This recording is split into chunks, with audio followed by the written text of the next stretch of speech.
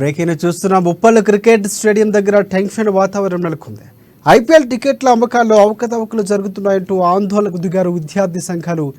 AIYF, డిఐవైఎఫ్, PYL ఆధ్వర్యంలో నిరసనలకు దిగారు. ఇక వారిని స్టేడియం లోపలికి అనుమతించకపోవడంతో గేట్లు తీసుకుని వెళ్లారు. విద్యార్థి నేతలు అడ్డుకునే క్రమంలో సెక్యూరిటీ సిబ్బందికి విద్యార్థి నాయకులకు మధ్య తోపులాట చోటు చేసుకుంది. దీంతో స్టేడియం మెయిన్ గేట్ వద్ద బైఠాయించి నిరసన వ్యక్తం చేస్తున్నారు విద్యార్థులు.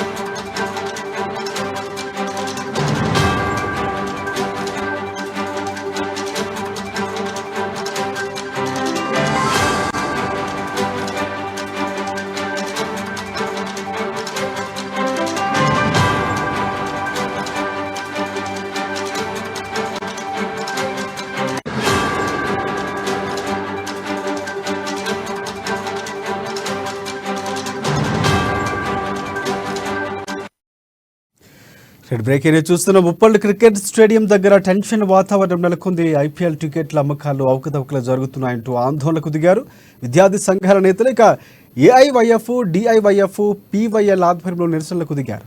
వారిని స్టేడియం లోపలికి అనుమతించకపోవడంతో గేట్లు తీసుకుని వెళ్లారు విద్యార్థులు.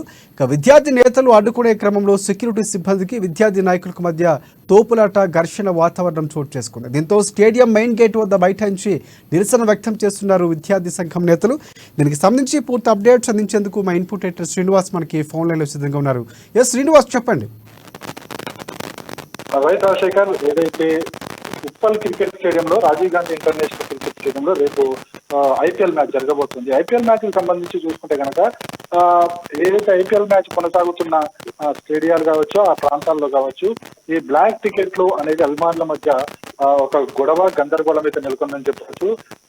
హైదరాబాద్ కి సంబంధించి చూసుకుంటే కనుక ఇప్పటికి 2 మ్యాచ్లు జరిగాయి. 3వ మ్యాచ్ రేపు ఉప్పల్ స్టేడియం వేదికగా జరగబోతుంది. అయితే గత 2 మ్యాచ్లు చూసుకున్నా, ఇప్పుడు రేపు జరగబోయే మ్యాచ్ చూసుకున్నప్పటికీ కూడా ఇక్కడ టికెట్లకు అనేది ఇక్కడ చాలా అభిమానులకి దొరకకపోవడంతో వాళ్ళు ఆందోళన దిగుతున్నారు.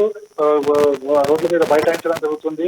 ప్రస్తుతం విద్యార్థి సంఘాలు అయితే ఈరోజు ఉప్పల్ స్టేడియం ఎదుట బైఠాయింపు చేశారు. ఏదైతే టికెట్లకు సంబంధించి బ్లాక్ లో టికెట్ విక్రయాలు కొనసాగుతున్నాయని చెప్పేసి విద్యార్థి సంఘాలు ఆరోపిస్తున్నాయి.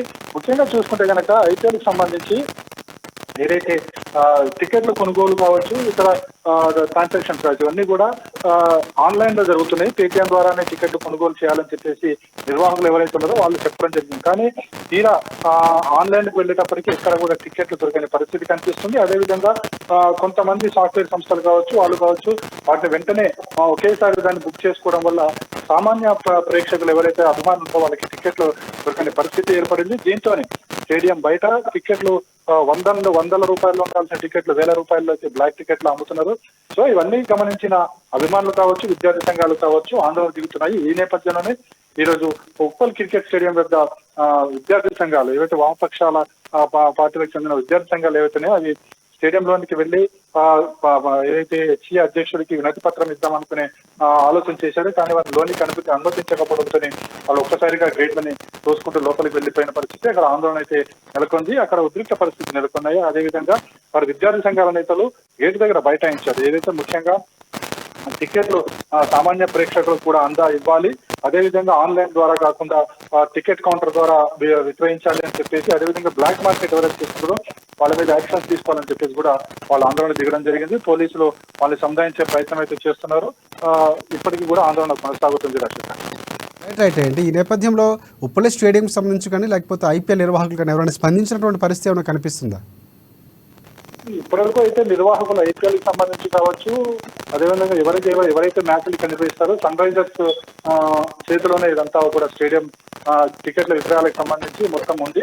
అయితే ఈ సన్ రైజర్స్ సంబంధించి ఎవరైతే ఉన్నారో నిర్వాహకులు ఎవరైతే ఉన్నారో అన్ని కూడా వాళ్ళు చెప్పేది ఒకటే, తాము ఏది కూడా లూజ్ గా టికెట్లు విక్రయించడం లేదు, ఇవన్నీ కూడా ఆన్లైన్ ద్వారానే కొనుక్కోవాల్సి ఉంటుంది అని చెప్పేసి కూడా వాళ్ళు పదే చెప్తున్నారు. బ్లాక్ టికెట్లకు సంబంధించి అయితే తమకు ఏ విధమైన అవగాహన కూడా లేదు. ఒకవేళ ఎవరైనా అమ్మితే వారి మీద యాక్షన్ తీసుకోమని కూడా నిర్వాహకులు చెప్తున్నారు. పోలీసులు కూడా బ్లాక్ టికెట్లకు సంబంధించి తాము చర్యలు చేపడుతున్నామని చెప్తున్నారు, కానీ వాస్తవంగా చూస్తే మాత్రం అది క్షేత్రస్థాయిలో అది కనిపించలేదని చెప్పొచ్చు.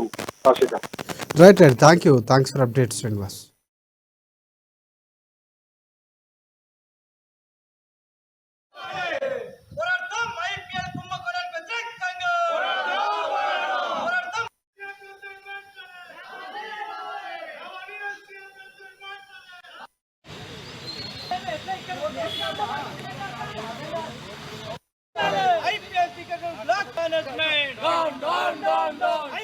వస్తున్నావా?